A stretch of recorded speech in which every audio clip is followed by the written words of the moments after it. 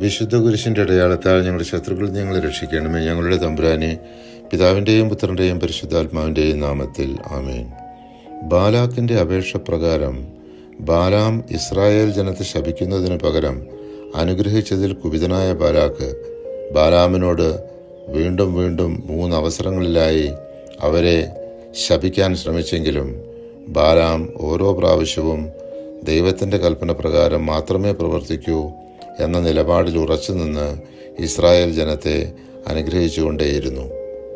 ബാലാമിൻ്റെ ചില പ്രവചനങ്ങൾ അനുസരിച്ച് യാക്കോബിൽ നിന്ന് ഒരു നക്ഷത്രം ഉദിക്കുമെന്നും ഇസ്രായേലിൽ നിന്ന് ഒരു ചെങ്കോൽ ഉയരുമെന്നും അത് മോവാബിൻ്റെ നെറ്റിത്തടം തകർക്കുമെന്നും അമലേക്കർ ഒന്നാമന്മാരായിരുന്നെങ്കിലും അവർ ഒന്നടങ്കം നശിക്കുമെന്നും ഉണ്ടായിരുന്നു. ഇസ്രായേൽ ജനങ്ങളിൽ ചിലർ മോവാബ് സ്ത്രീകളുമായി വേശ്യാവൃത്തിയിൽ ഏർപ്പെട്ടതിൻ്റെ പ്രതികാരമായി കർത്താവ് അവർക്കിടയിൽ മഹാമാരി അയച്ച് 24,000-ഓളം പേർ മരിച്ചു വീണു.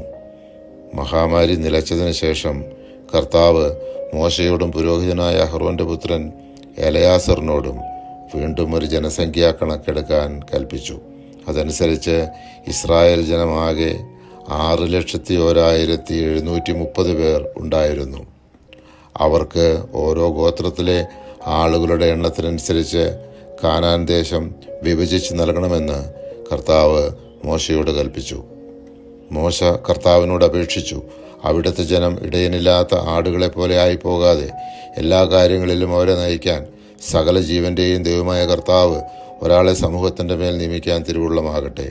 കർത്താവ് മോശയോട് അരുളി ചെയ്തു, നൂനിൻ്റെ മകനും ആത്മാവ് കുടികൊള്ളുന്നവനുമായ ജോഷുവയെ വിളിച്ച് അവൻ്റെ മേൽ നിന്റെ കൈവയ്ക്കുക. പുരോഹിതനായ എലയാസറിൻ്റെയും സമൂഹത്തിൻ്റെയും മുൻപിൽ നിർത്തി അവർ കാണുകെ നീ അവനെ നിയോഗിക്കുക. സംഖ്യാപുസ്തകം 27-ാം അധ്യായം 15 മുതൽ 19 വരെയുള്ള തിരുവചനങ്ങൾ. പരിശുദ്ധാത്മാവെ, തിരുവചനത്തിൻ്റെ അനന്തശക്തിയാൽ ആത്മാവിൻ്റെ ദാനങ്ങളും ബലങ്ങളും നൽകി തീഷ്ണതയാൽ ഞങ്ങളെ ജ്വലിപ്പിക്കണമേ. ആമേൻ.